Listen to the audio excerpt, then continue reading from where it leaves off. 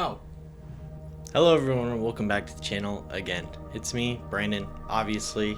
For those of you who have stuck around for quite some time, you're probably curious on why the setup is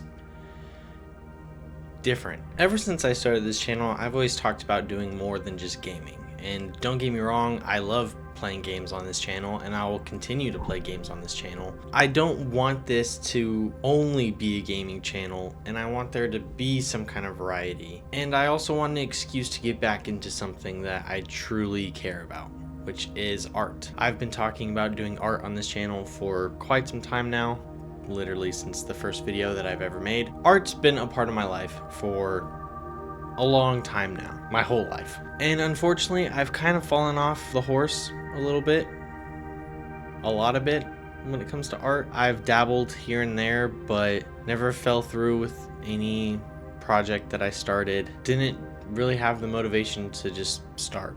I've also been told by a lot of people who know me very well that they want to see art on my channel, and they're highly encouraging that I use this platform as an excuse to get back into it. I'm not gonna lie, I'm a little intimidated. I don't really know how to do an art video, but this will be the first of hopefully many, and I'm going to be figuring it out along the way, and you guys get to join me. And so if you are a fan of my gaming videos, then don't worry, they're not going anywhere.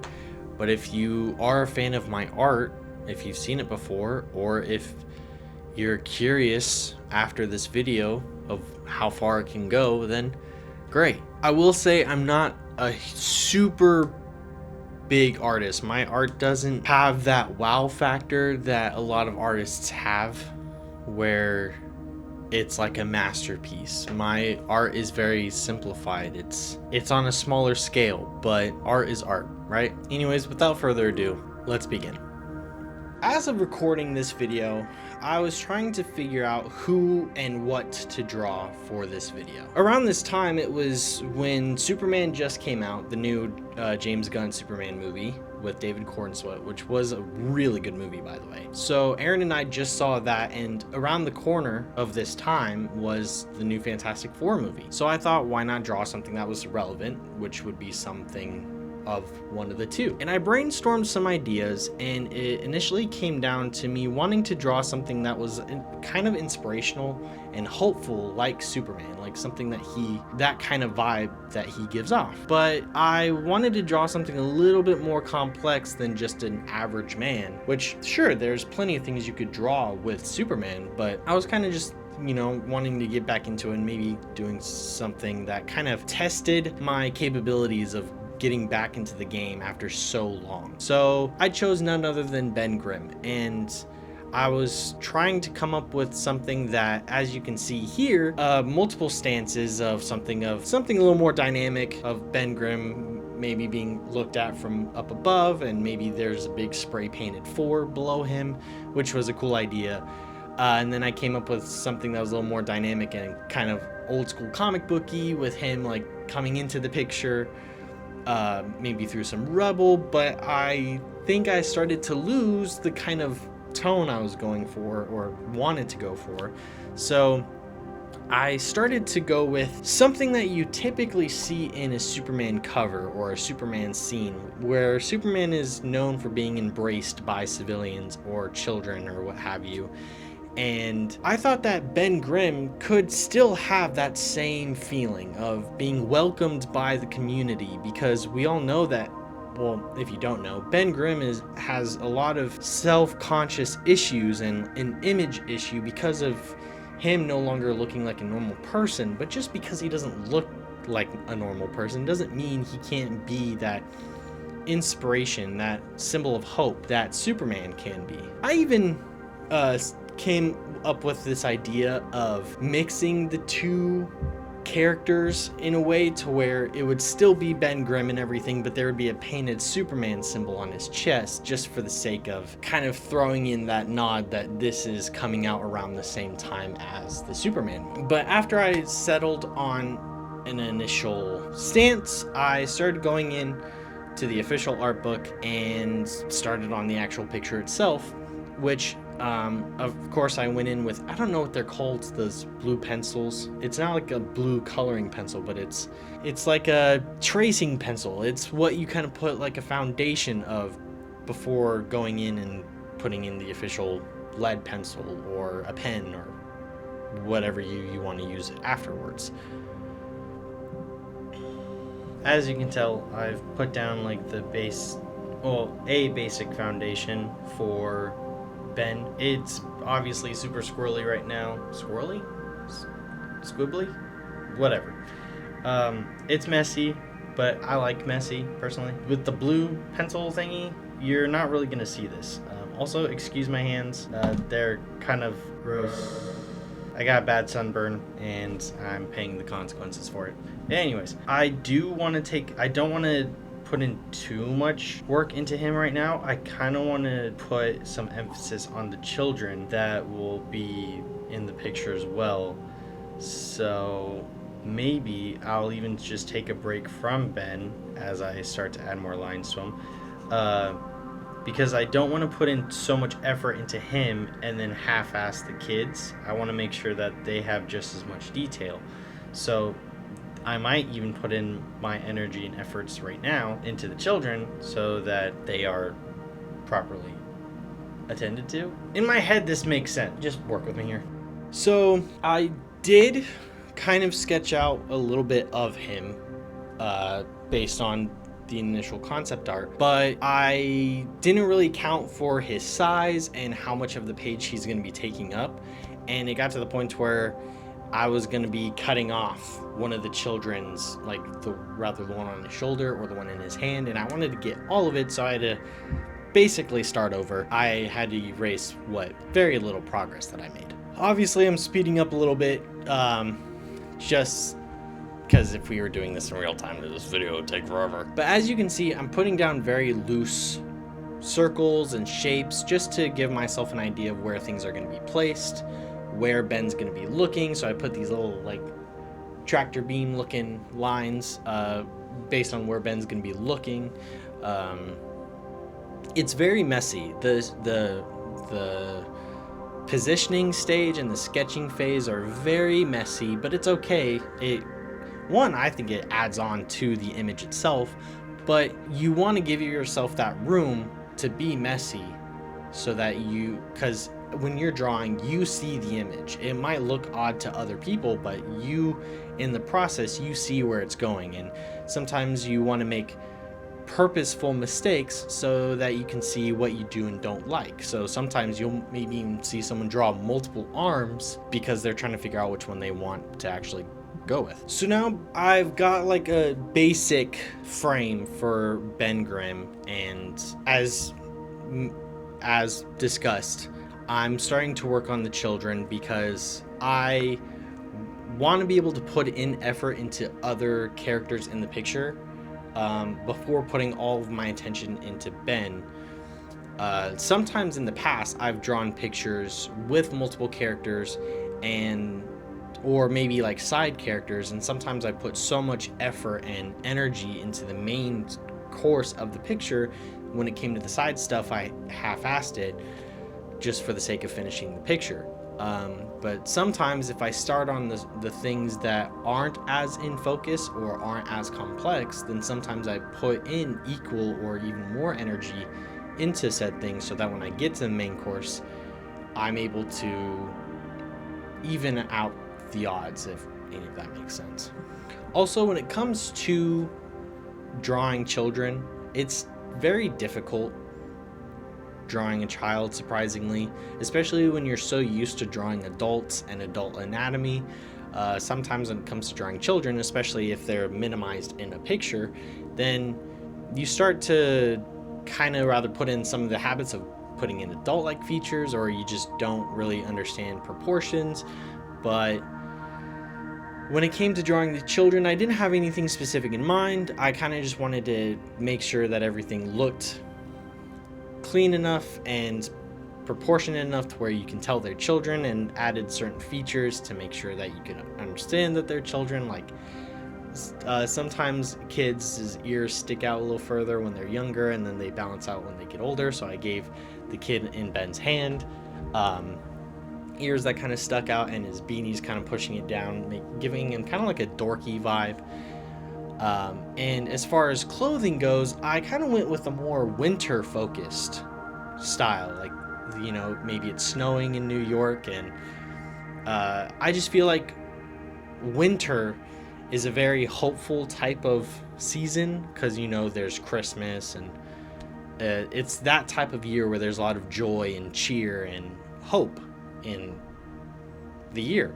And it's a time that a lot of people enjoy, and so I felt like it was a very suiting type of choice for this, and it gives in a little bit more detail. If you're just drawing kids with shorts and t-shirts or just very basic clothes, then it makes it a little more bland, while in this case you have a little bit more detail to work with. For the child on Ben's shoulder, I didn't have anything planned specifically as far as like who these children would be. I did kind of have an idea at first, but I thought it might take away from the message in the picture itself. I debated on making it the two children of Richard and Susan Storm. I always forget the children's name. It's Franklin and someone else. But anyways, I thought that it kind of took away from the message if the children are familiar with Ben and they know Ben on a personal level, so they're okay spending time with him. But this was supposed to be something of Ben spreading that cheer and hope, and that the welcoming arms to everyone outside of the Fantastic Family. I didn't have anything specific in mind on who these kids would be or any specific features, so I kind of just started throwing in details just for the hell of it, and I thought it still turned out pretty well.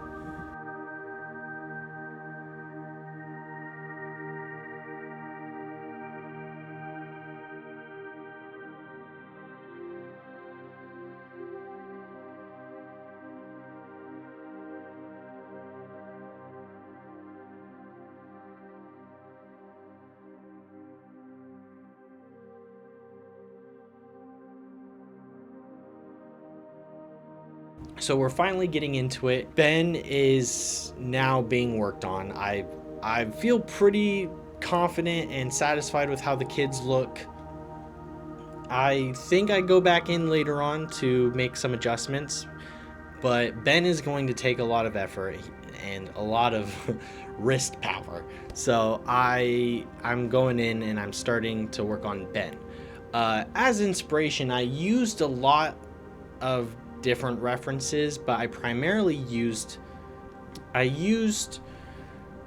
couple different references. One to kind of just get like a whole head to toe style or head to toe image of what Ben looks like, and then I also used a lot of references from old Jack Kirby covers of the Fantastic Four showing Ben Grimm, and I used a couple others.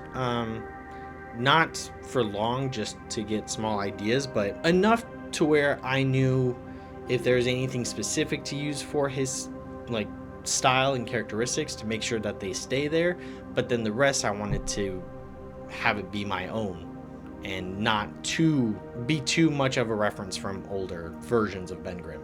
I always really liked the big thick eyebrow for Ben. It wasn't something that was able to be done in the old Fantastic Four movie, although I do like the first and second Fox Studio Fantastic Four movies. I know a lot of people didn't, which I don't understand, but I really like the thick eyebrow and the small nose, big like almost troll-like upper lip that the Hulk, Darkseid, the Thing, a lot of bigger hulking characters have, especially if they were drawn by Jack Kirby.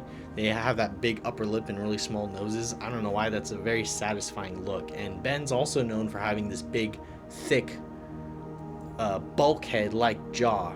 So I wanted to make sure that all those features are there, but I also wanted them to look as natural as possible because it is still his anatomy. Something I wasn't necessarily looking forward to, but not something I was going to shy away from, was the detail in his rocks.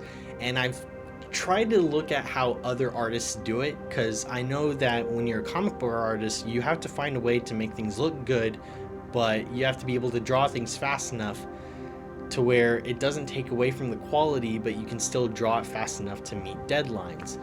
And so when it came to the thing, I always wondered how they kind of got past that, or if they kind of just like got lucky with like throwing in random zigzags or jaggedy lines or whatever. But I obviously had a little bit more time on my hands, so I wanted to make sure that the rocks looked as smooth and yet clunky as possible. I wanted to find a good in between to where it didn't look smooth, but they looked uniform enough to where they're not like too. I don't like the big spiky look.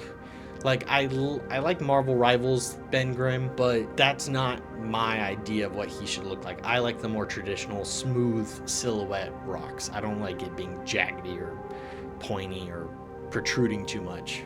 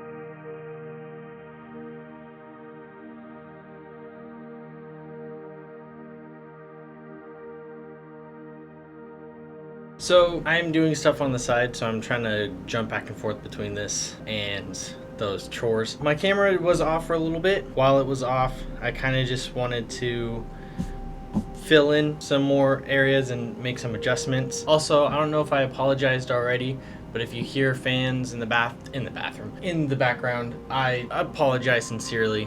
It's 1,000,000 degrees outside. There's no way for me to be comfortable in here without my fans and my AC going. I did make his shoulders a little wider for the sake of filling in some mass, because I was trying to do some of his like lower torso and I realized how wide it was and how slim his arms kind of look, so I made his shoulders a little wider. I did the fingers that were supporting the boy. It's kind of hard to tell, but in this little back area right here, I tried filling in some more of his hand, like part of his palm and a little bit of his thumb that would be like supporting the boy sitting up. Continuing with the video.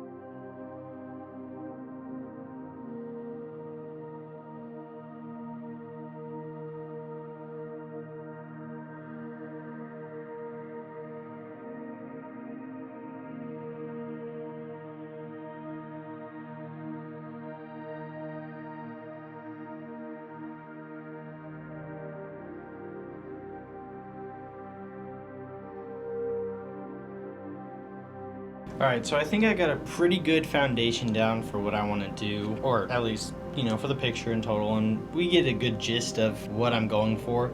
I definitely went hyper detailed on his fingers and his face. It got a little too carried away with anatomy. Like, yes, it's nice to have for placeholders, and I do want his anatomy to show. I don't want it to be like the traditional Kirby style where he's kind of just like the silhouette of a bipedal being without any of the human silhouette.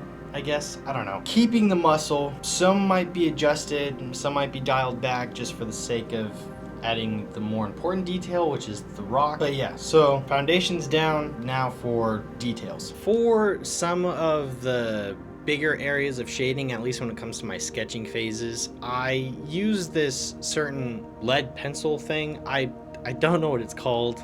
If you guys know, put it in the comments. But it's got a really thick piece of lead or graphite or whatever you call it now. But I use it for areas that I think I'm going to be shading in more, and it would take too much time to use a normal pencil. So I use this for a decent part of the picture. I also use it for his symbol and his belt, which is something else I also wanted to talk about a little bit. Was depending on the artist, multiple comic book characters will always have a different version of their outfit to some degree, but I always liked the cumber belt style. I've seen it on a few different comic book characters, especially characters like Sentry, who's another Superman tribute character. But I think the cumber belt works really well, and I've actually used that design for one of my personal original characters. I thought that it would work really well on Ben Grimm. Like, if you just take his Fantastic Four belt and turn it into a cumber belt and have like that four very prominent and easy to see, I really liked that idea. Some characters having a smaller symbol works.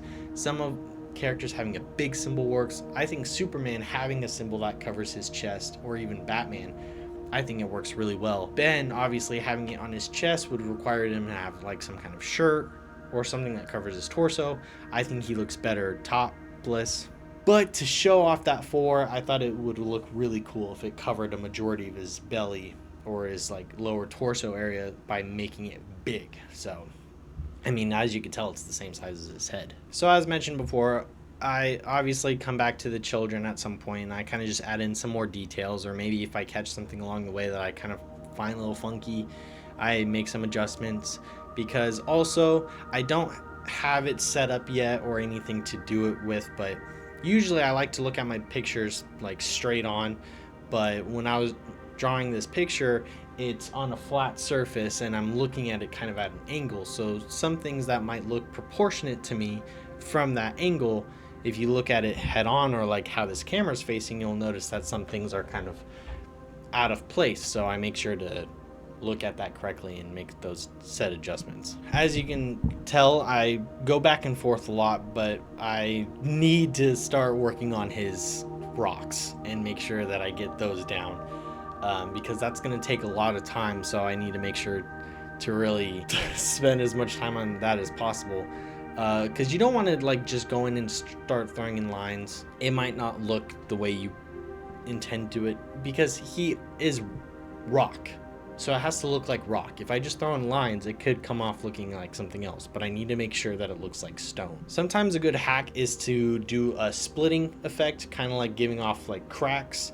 Or sometimes if you go, let's say you make a squiggly line and then you go back and do that same squiggly line rather one or two times, sometimes it gives off the idea of like a crevice in between two panels of rock, but maybe it's not like super defined, and maybe there is some like cracks or like divots, so it kind of gives off a stone-like effect. And up close you might not be able to tell, but when you pull back a little bit, it kind of gives off that effect. So it's a little hack for you there. But yeah, so time lapse starting, but I basically just do my best to cover a mass majority of his body just in cracks, and there will be some areas where I even adjust some of his anatomy so that the anatomy itself looks a little more stone-like as well.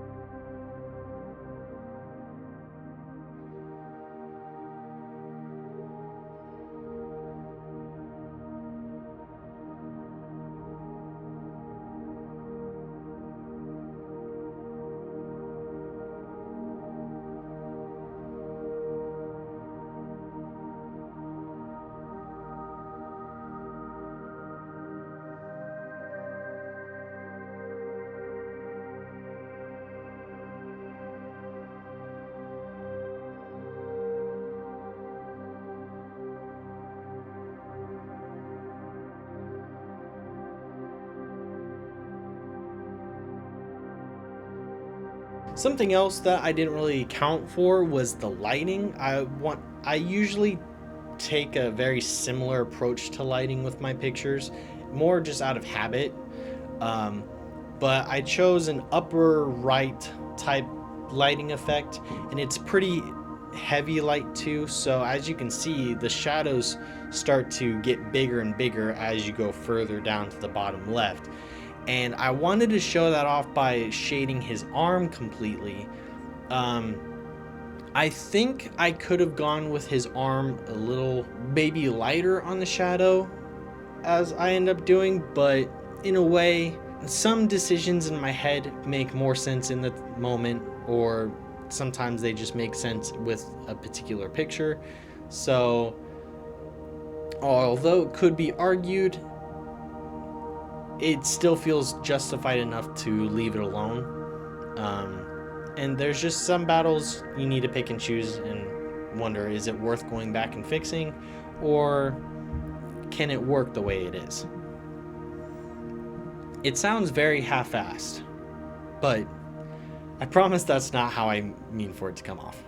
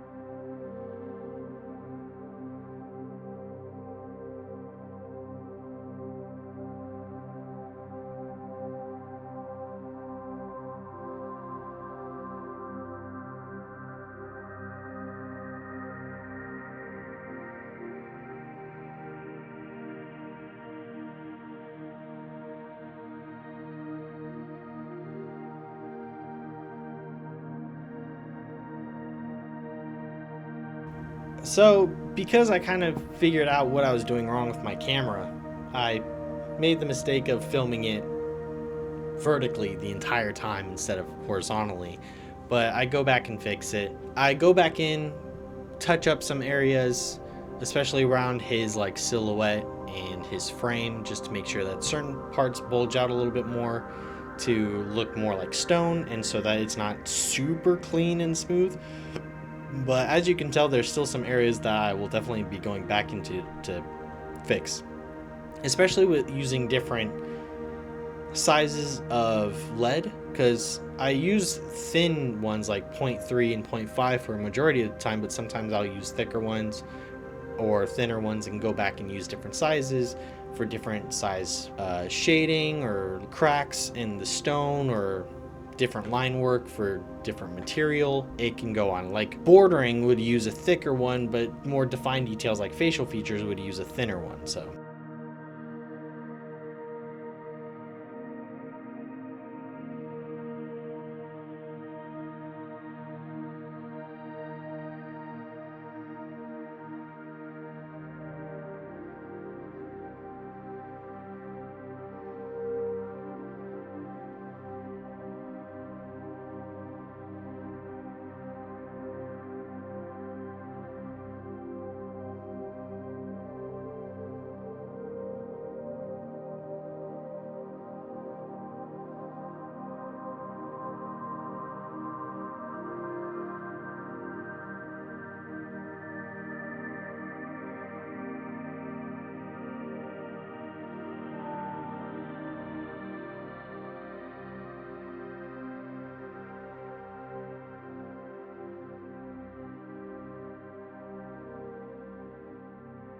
At this point, we're getting close to the end. It's me just adding in some final details in his shorts and just small tweaks, but for the most part, we're wrapping up, and I present to you my Ben Grimm, the Thing from the Fantastic Four.